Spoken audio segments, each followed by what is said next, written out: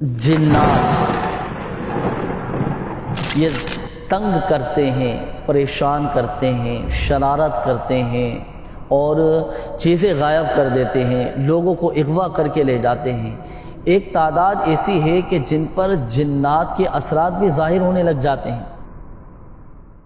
ناظرین، جس طرح انسان یہ اللہ تبارک و تعالیٰ کی مخلوق ہے، اسی طرح جنات بھی اللہ تبارک و تعالیٰ کی مخلوق ہے۔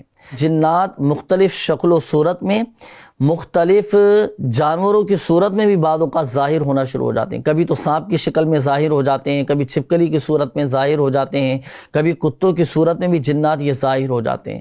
تو مختلف یہ حالتیں بدلتے رہتے ہیں۔ میرے شیخ طریقت امیر اہل سنت دامت برکاتہم العالیہ تحریر فرماتے ہیں کہ جنات یہ انسانوں کو اغوا بھی کر جاتے ہیں۔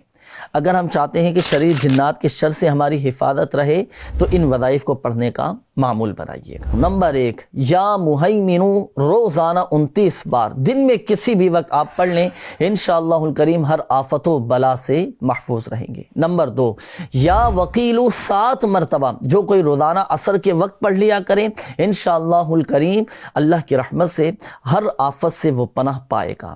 نمبر 3، یا محیی یا ممیت، 7 مرتبہ جو کوئی پڑھ کر اپنے اوپر دم کر لیا کرے تو انشاءاللہ الکریم اس پر جادو اثر نہیں کرے گا۔ اور نمبر 4، یا قادر، جو کوئی وضو کے دوران ہر عضو کو دھوتے وقت پڑھنے کا معمول بنائے، انشاءاللہ الکریم دشمن یعنی جنات ہو چاہے وہ یا انسان ہو، اس کو اغوا نہیں کر سکیں گے۔